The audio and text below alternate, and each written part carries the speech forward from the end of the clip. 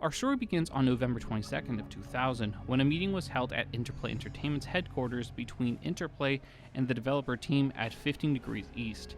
Exactly what was discussed during the meeting remained a mystery for years, until January of 2010, when the original design document of this incredibly ambitious project was leaked online, giving us the first real look at what Fallout Extreme was supposed to be. During the meeting, Brian Christensen and the team at 15 Degrees East pitched their vision for the next Fallout game.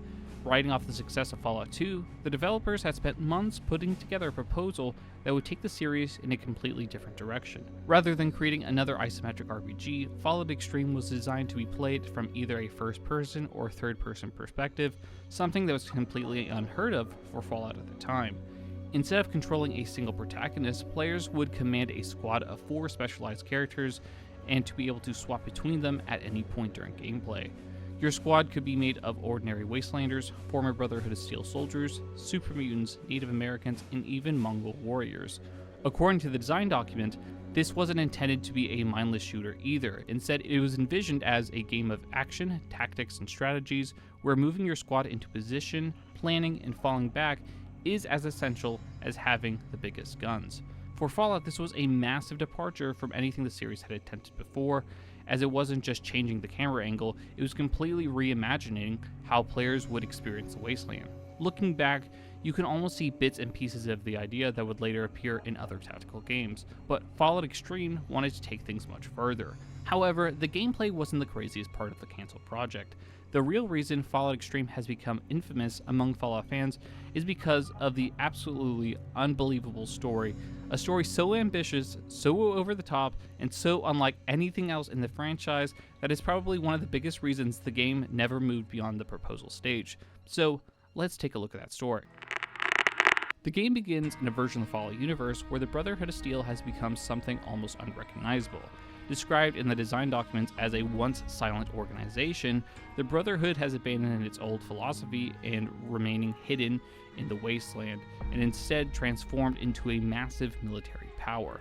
Over the years, they have expanded aggressively, conquering more and more territory until their influence stretches all the way from the Pacific Northwest to Alaska, where they have established a brand new headquarters. But this isn't the Brotherhood of Steel that most Fallout fans know. This Brotherhood has become an authoritative empire. According to the design document, their agenda leaves little room for survival of radiation or forced evolutionary virus outbreak victims. Any ordinary humans they encounter are either forced into military service or outright enslaved, while anyone mutated by radiation or the FEV is systematically hunted down and exterminated, which isn't too far from what we see in the later Fallout games, but compared to what we see in the early Fallout games, this is a complete 180. For the first half of the game, the Brotherhood of Steel would actually serve as the primary antagonist of the game, which is a pretty shocking concept considering they're usually portrayed as one of the Fallout's most iconic factions. Rather than playing just one main character, you would instead control a squad of revolutionaries known as the Cause. Their mission is to stop their Brotherhood before they completely dominate the wasteland.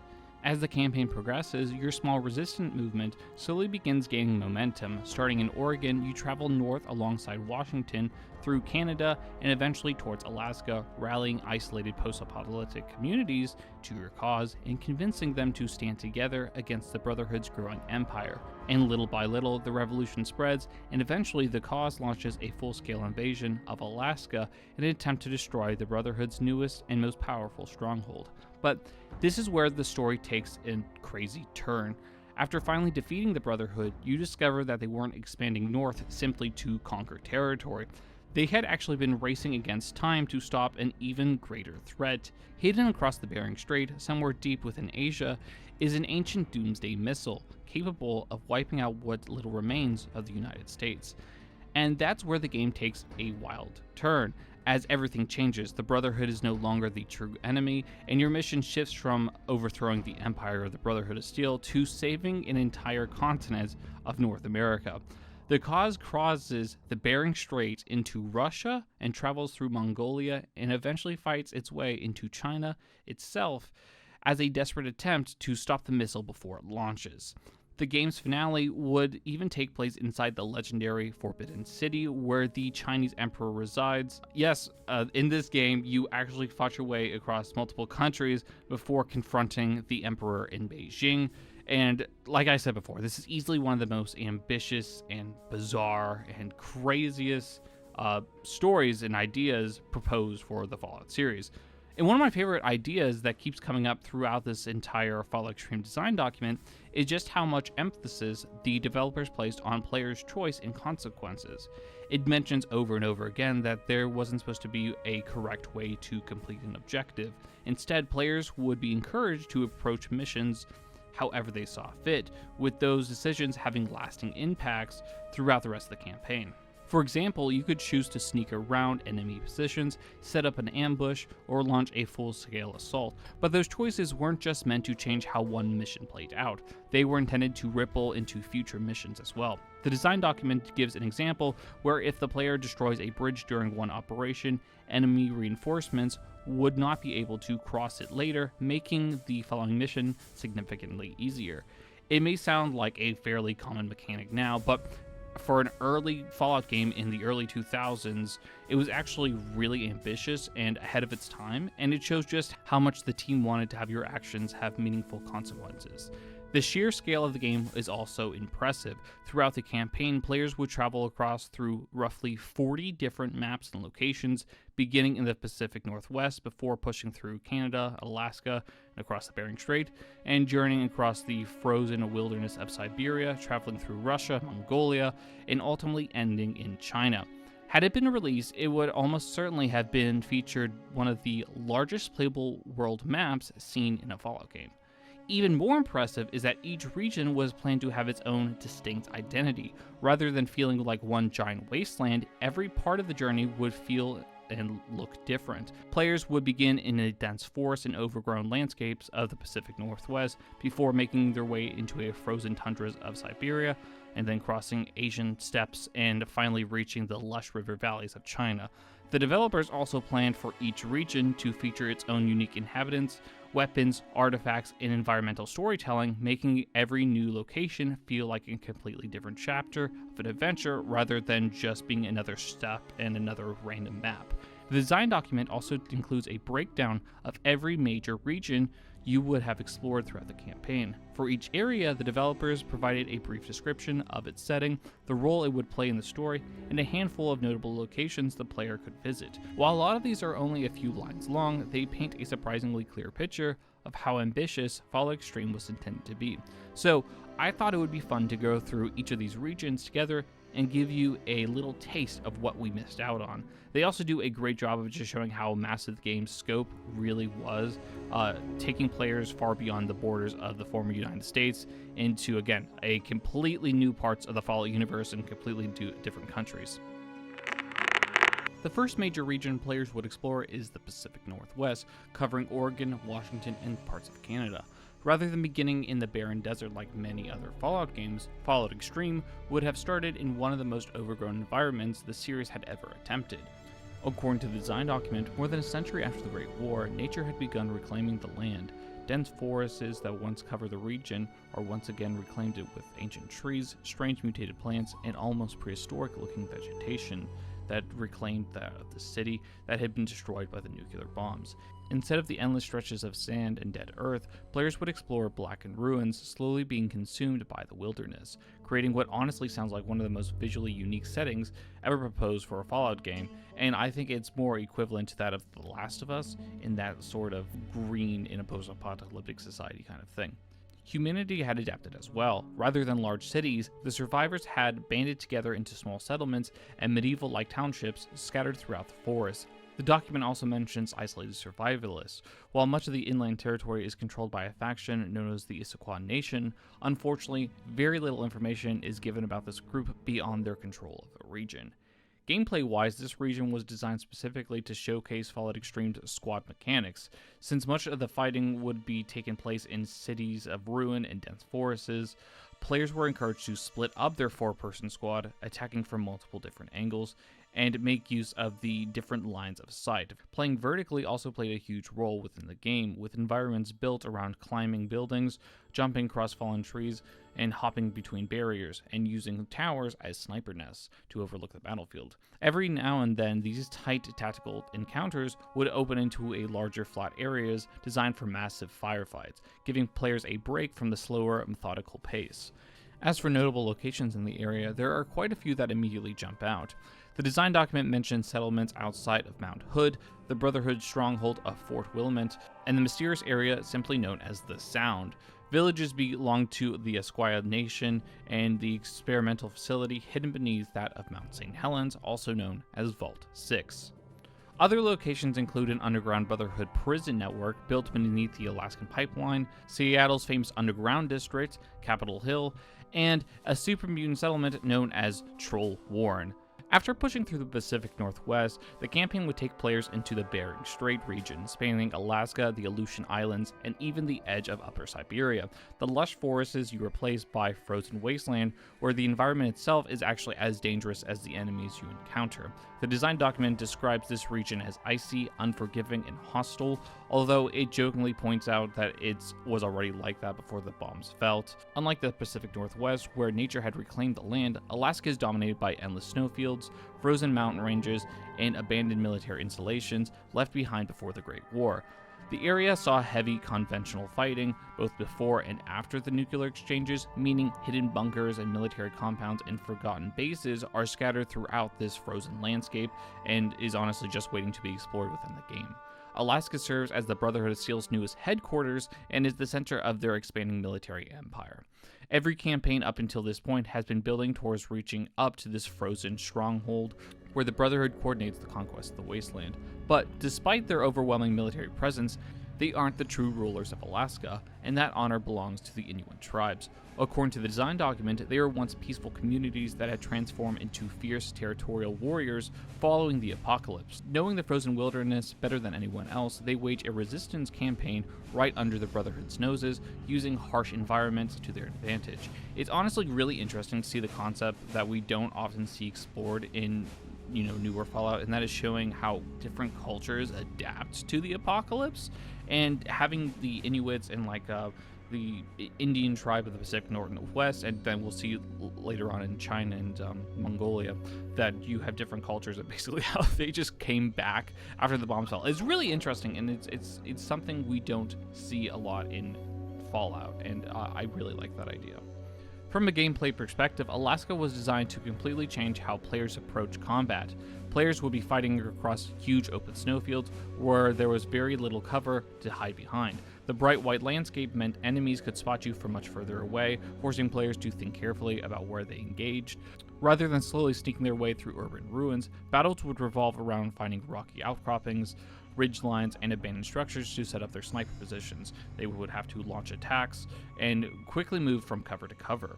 The developers wanted the players to either strike fast and decisively or avoid detection altogether, making this one of the most tactical sections of the game. The design document also lists a number of major locations the players would have visited throughout this region. This includes the Brotherhood's Northern American Forward Operations Base, the shantytown of Libertyville, the Brotherhood re-education camps, satellite relay stations Tango Echo, an abandoned U.S. Air Force base, and an underground prisoner network hidden beneath the Alaskan Pipeline. With the Brotherhood defeating Alaska, the truth behind the campaign is finally revealed, and that is the player would leave North America entirely and cross into Northeast Asia, traveling through Russia and Mongolia.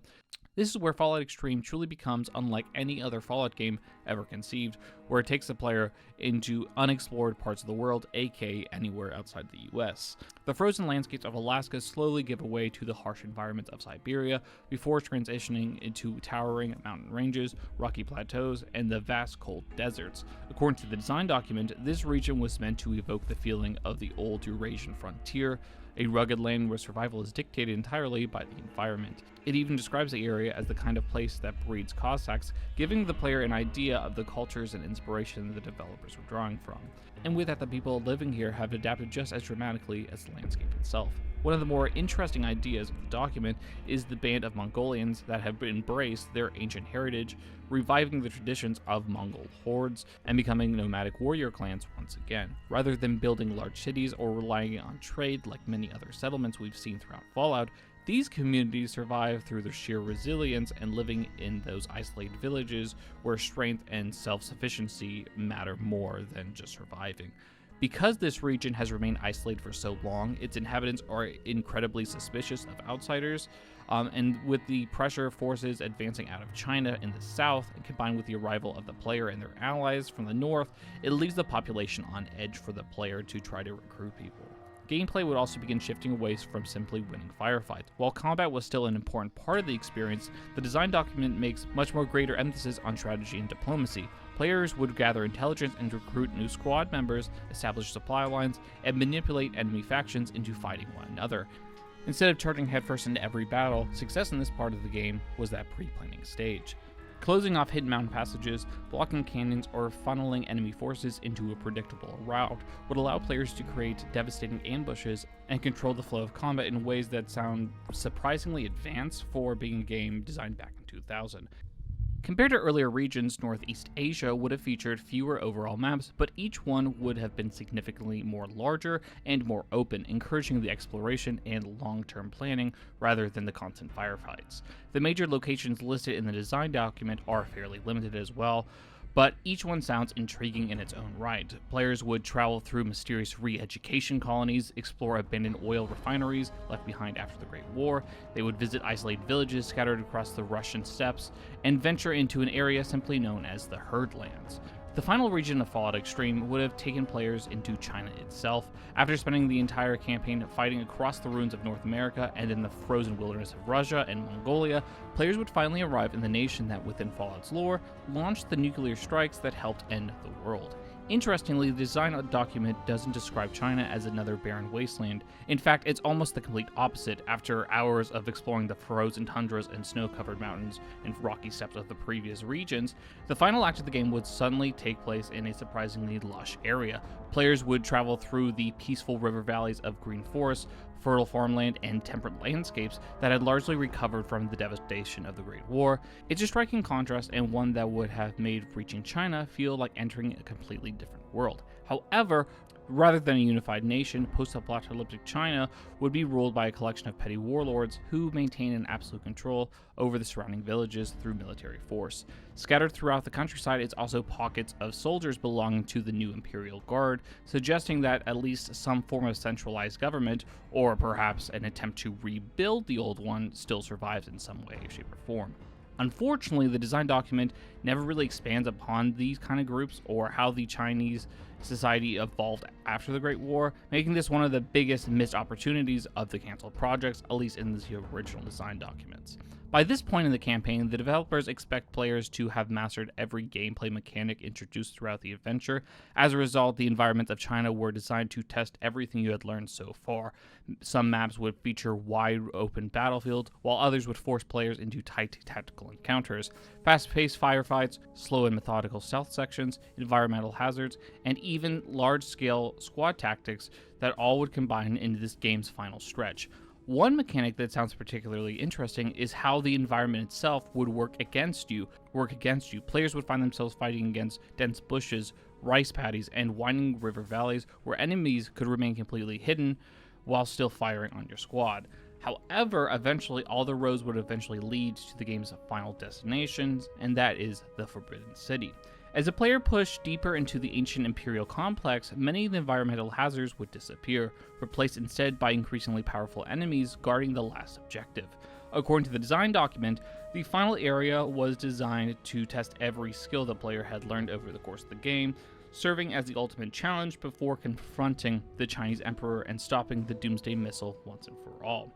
The design documents also list several memorable locations throughout China, including the Little Red Cafe, the encampment of the Army of the Golden Dragon, the heavily defended People's Nuclear Missile Silos 27 and 31, the Emperor's Gardens, and finally the legendary Forbidden City itself. Now finally, let's talk about the squad that you'll actually be controlling. At the beginning of the game, you would command a team of 4 revolutionary fighters against the Brotherhood of Steel, and as your reputation grows and your rebellion gains momentum, more characters from across the wasteland would join your cause. Depending on your choices you make and the reputation you build, your squad might recruit everyone from a disturbingly violent shaman members, mutant gangsters, to former Brotherhood soldiers who turn against their organization and they once served. Of course, not everyone would be eager to work with you if your squad developed a reputation for solving every problem in firefight. In total, the game planned to add up to 16 recruitable squad members, although only 4 could accompany you in a battle at a time. Instead, inactive squad members would be assigned to defend recently liberated territories or scout ahead to enemy movements or remain back at camp, where you could speak with them and learn more about their personalities and opinions. Another interesting mechanic was that death actually mattered. Similar to the Wasteland series, if one of your squad members dies, they were gone for good. Rather than simply reloading the same generic character, you would have to replace him with another recruit from your growing roster. Every squad member also specialized in different weapons and armor and skills, allowing you to build a team that matched your own playstyle. I'll be honest, I spent a good portion of this video just poking fun at Fallout Extreme because if it's absolutely crazy story and going completely off the rails, but actually, when I started digging into the squad mechanics, I found myself genuinely impressed. It honestly feels like the evolution of what Fallout Tactics was trying to do, mixed with the ideas of games like Wasteland 2 and then Wasteland 3 later on, and would later execute really well. The idea of sending unused squad members off to defend territories or complete other duties makes the world feel more alive, and then rather than just leaving everyone at camp. Like, I really like that mechanic idea of you can assign your people to do other things, because I think that is actually really, really cool to do. So, who would you begin the game with? The design document introduces 4 starting characters that would serve as the foundation for your revolution. First is Abel, the group's natural leader and the man responsible for getting the cause off the ground. He's described as the classic underdog visionary, doing most of the talking as the revolution begins. The developers even compare him to Mad Max, an antisocial loner who ultimately ends up being the hero kind of thing.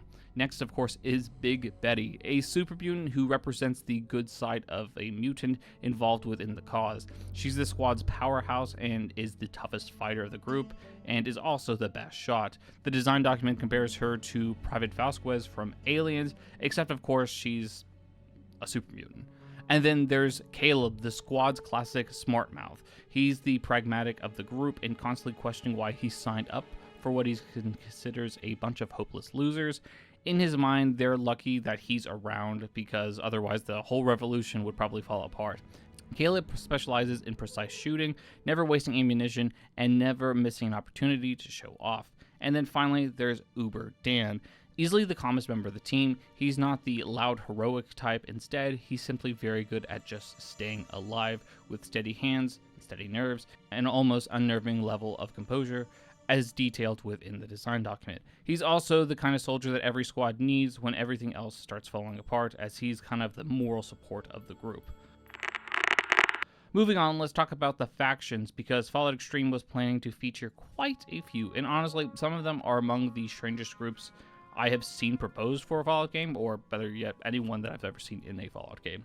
First, of course, we have the Brotherhood of Steel, but it's not the Brotherhood of Steel we are very familiar with in the now Fallout games. Instead of acting as isolationists who hoard technology from the shadows, this version of the Brotherhood has transformed into a full-scale military empire, and to which they've expanded across the Pacific Northwest, conquered Canada, and established a massive headquarters in Alaska. And opposing them is the Cause, the revolutionary movement led by the players. Beginning as nothing more than a small resistance force, the Cause slowly unites settlements, tribes, mutants, and anyone willing to stand against the Brotherhood's expanding empire. Ironically, after spending half the game fighting the Brotherhood, the revolution would eventually discover that the Brotherhood wasn't entirely wrong, and the entire threat, the real threat, lies across the Bering Strait, forcing the Cause to continue the mission into Asia and stop the Imperial China from launching another nuclear strike.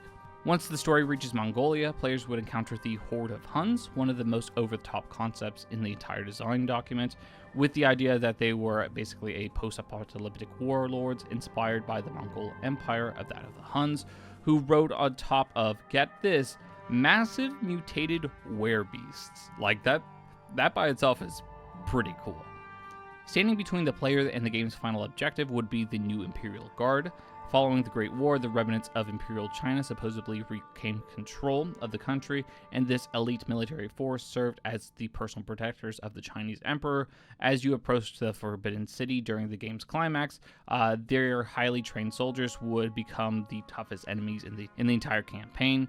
Back in North America, the players would also clash with the Issaquah Nation, a violent society of shamans that controlled much of the inland Pacific Northwest.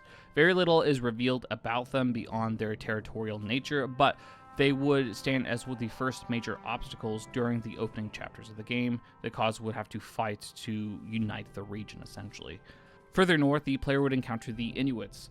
These native Antarctic tribes would adapt to the post-apocalyptic world and became incredibly fierce warriors, mastering the survival in one of the harshest environments on Earth.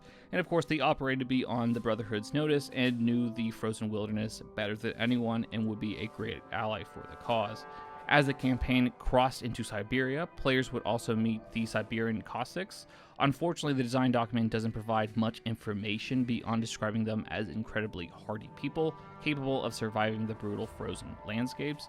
And then finally, we have the Army of the Golden Dragon, the last major military force standing between the player and victory. Stationed within the Forbidden City, the elite forces fought alongside the new Imperial Guard under the direct command of the Chinese Emperor himself, and they were described to be ruthless warriors who would stop at absolutely nothing to prevent the player from disabling the Doomsday Missile.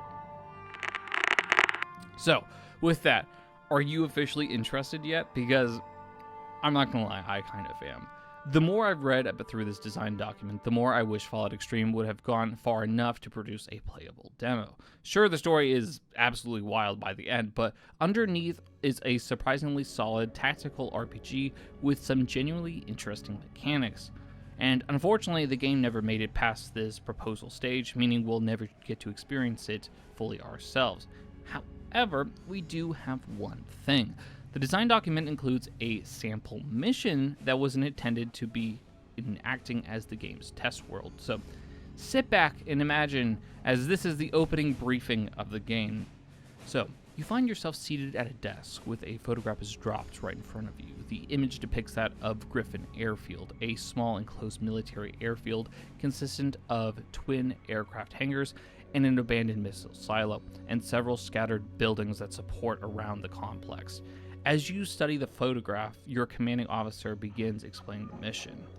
A gang calling themselves the Stormmongers have taken control of the airfield, seizing it from the tribe that have lived there for the past decade. Their exact intentions are unknown since they executed all their previous inhabitants the night they arrived. However, rumor in these parts have always thrived in such atrocity, and word has it that the Stormmongers are intending to build themselves in an air force using the Griffin as the base of operations. We don't know what they're planning to do with this, even if they're capable, but we do know that they have shipped enough fuel over the last couple of days to paint the sky black.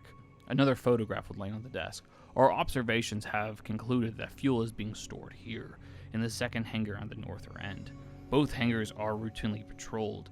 Entrance to the area itself is under guard. With only a 4-man team, I advise you find another way in rather than the front door. He then continues laying out the operation, explaining how the Stormmongers have transformed what was once a run-down settlement into a heavily fortified stronghold. 3 rebuilt watchtowers now stand overlooking the compound, creating an almost complete surveillance network across the airfield. Another photograph slides across the table. The main entrance is located here. We've observed a large guard force here, and although we can't prove it, I'd wager they have some kind of gun encampment in the adjacent watchtowers as insurance against unwelcome visitors. Finally, he points towards the southeastern corner of the map. Your team will enter the Air Force here in the southeast corner. The watchtower here seems to have been beyond repair, so the Stormmongers are using the watchtower on the north as a lookout post. This has created a blind zone with no enemy presence, or at the very least infrequent. Your point of entry is a sewage outlet next to the watchtower mains. This will of course require your team to crawl through 500 yards of sewage, but then you knew this was going to be a shit assignment. More importantly, it will get you inside. Once in, make your way into the hangars, but remember, this is duck and run job. Find a way to the fuel reserves, but don't alert the stormmongers to your presence. We don't know how many of them there are in there, so just concentrate on the target. Once you've found your way in, your demo man can set the charges and give yourselves an adequate time to get back and out before the place blows. And with the amount of fuel they got in there, it's gonna be a big blow. The briefing ends and 3 simple objectives display across the screen. Find a way to the hangar compound, don't alert the guards to your presence, and get out before shit hits the fan. The next question is the obvious one. Why didn't this game happen? Why was Fallout Extreme ultimately cancelled? The honest answer is, we don't actually know. Interplay never gave one definite reason, so everything from this point on is just speculation. It could have been just simply the story. As fun as it is to read about, Fallout Extreme is probably one of the most over-the-top concepts ever attached to the Fallout name. You're fighting an authoritative Brotherhood of Steel, building a continent-wide revolution across the Bering Strait, traveling through Russia and Mongolia, and eventually invading China to stop a second nuclear apocalypse. It's certainly ambitious, to say the least. It also may have been the sheer scope of the project. The design document outlines the 40 different maps spanning multiple countries, 16 recruitable squad members, territory management, permanent companion deaths, branching mission outcomes, multiplayer, and tactical squad gameplay. That's just an enormous amount of content, especially in a game in the early 2000s. It's entirely possible the project simply became too ambitious or too unrealistic to develop. And then there's perhaps the biggest elephant in the room. It barely resembles the Fallout people knew at the time. Instead of a traditional role-playing game focused on exploring Wasteland as a single-player character, Fallout Extreme was designed as a squad-based tactical experience. The Brotherhood of Steel had transformed into an expansionist military empire, and the setting expanded far beyond America, and the story shifted from a personal survival to an international military campaign. And with that, those are some pretty dynamic and dramatic departures from the original established themes of the original Fallout games, which then raises another interesting question/opinion. If Fallout Extreme was cancelled, why was Fallout Tactics given the green light instead? Ironically, despite Fallout Extreme never making it into production, parts of the project actually lived on. Several members of the team behind the design document, including the lead producer Brian Christensen and the art director Todd Kasman, would go on to work on Fallout Tactics only months later. And when you compare the two games, it's not hard to see they are similar in nature. Both feature squad-based combat, both allow you to control multiple characters, revolve around the Brotherhood of Steel, and both even have a planned multiplayer.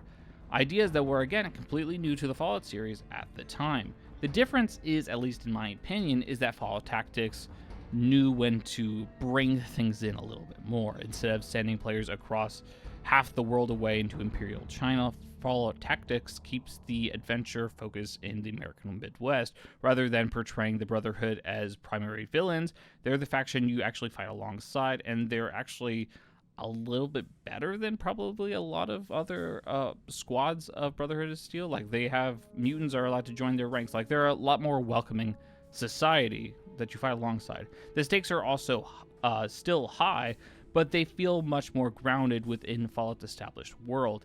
Even when the game eventually introduces things like, the calculator, it never reaches the same level of, globe-spanning insanity that Fallout Extreme was aiming for. Personally, I think that's probably why Fallout Tactics succeeded where Fallout Extreme didn't, is the premise of Extreme was, although super cool, it also feels like just several different science fiction stories stitched together under the Fallout title. It pushes so far beyond the series' core identity that I can understand why Interplay was hesitant and ultimately did not go through with the project. That said, I don't dislike the ideas. In fact, there are quite a few concepts in this design document that I genuinely wish had survived into another Fallout game. I love the idea of managing a growing resistance, assigning squad members to defend liberated territories, and permanent losing companions if they are killed in battle. Even the thought of finally leaving the United States to see what happened anywhere else in the Fallout universe is something that fans ask for today, and heck, what I want right now. Going all the way to China might be a little crazy, and I'd be lying to say if I wasn't curious to see what a post-apocalyptic China would look like. And some of the new factions introduced throughout this design document are genuinely fascinating and interesting to me, and I think would fit well in a Fallout universe with a little refinement. But with that, we have officially come to the end of the story of Fallout Extreme, one of the strangest and most ambitious canceled projects in the history of the Fallout series. Even though it never made it past the proposal stage, it's fascinating to see how many ideas were just being thrown around during the development of early Fallout, and some of them actually sticking and finding their way into later games, while others remain locked away in this design document as a little glimpse into a Fallout game we never got to experience. So, had you ever heard of Fallout Extreme before today? And if Interplay actually finished it, what would you have rather played, this or Fallout Tactics? Let me know what your thoughts are down in the comment section down below.